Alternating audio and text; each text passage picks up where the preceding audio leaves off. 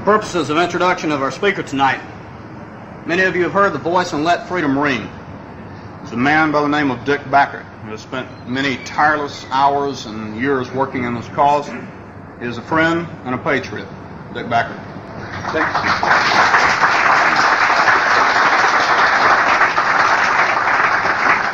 Thanks, Steve. Ladies and gentlemen, fellow Birchers, guests, when my good friend Steve Thomas called me to ask if I would introduce Congressman McDonald this evening, I readily accepted and told Steve that I would be highly honored to do so, which I am.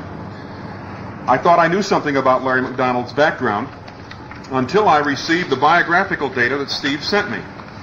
Here it is, 4 legal-size sheets, single-spaced.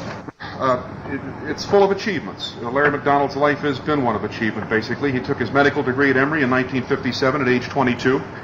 Honorable military service as a flight surgeon, professional and other awards, honorary degrees, memberships. It goes on and on. The author of books on the Constitution, Marxism, terrorism. The list is very impressive. If the congressman has done all of the things this list indicates, I must say that he is in incredibly good shape for a man of 93. Seriously, the list of Larry McDonald's accomplishments in his 48 years is one that any man would be proud to achieve in even the fullest lifetime. But Larry McDonald is not content, as are some, to rest on his laurels.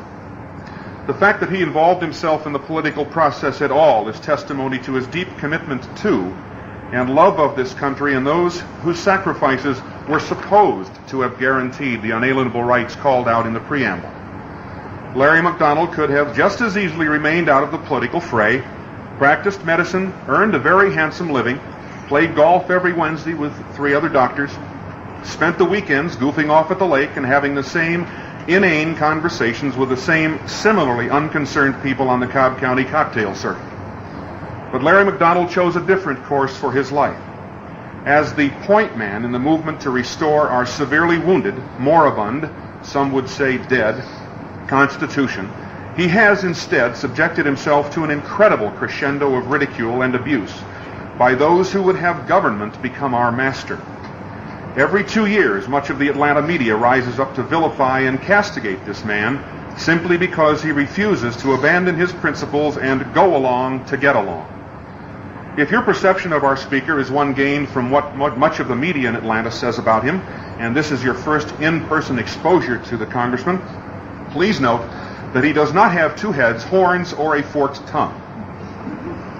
In connection with the media, Larry, I think Dick Williams' recent apologia relative to your position and espousals on Latin America are hopefully a breakthrough in that area.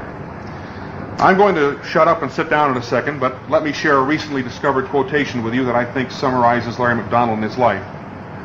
Mourn not the dead, but rather mourn the apathetic throng, the cowed and the meek, who seek the world's great anguish, who see the world's great anguish and its wrong, and dare not speak.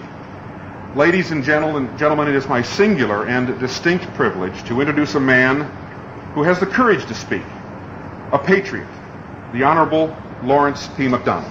Larry.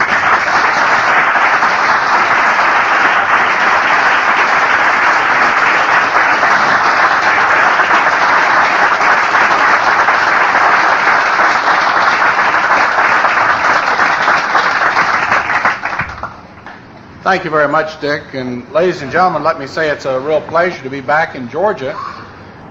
Yes, Dick, there were those 4 pages. My mother wrote those, and so that's appropriate. Dick mentioned that, rather than being an active person in all that's going on, I might have been enjoying the cocktail parties here at Cobb County or some such frivolous remark. I personally think that the most boring institution ever developed in the history of man is the American cocktail party.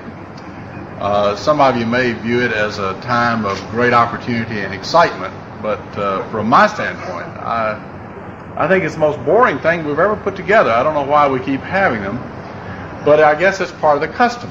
I generally find myself in Washington with so many of the receptions and dinners that it's my responsibility to attend as the representative of the people in the 7th District for various conventions or various groups that are having their meetings there in Washington.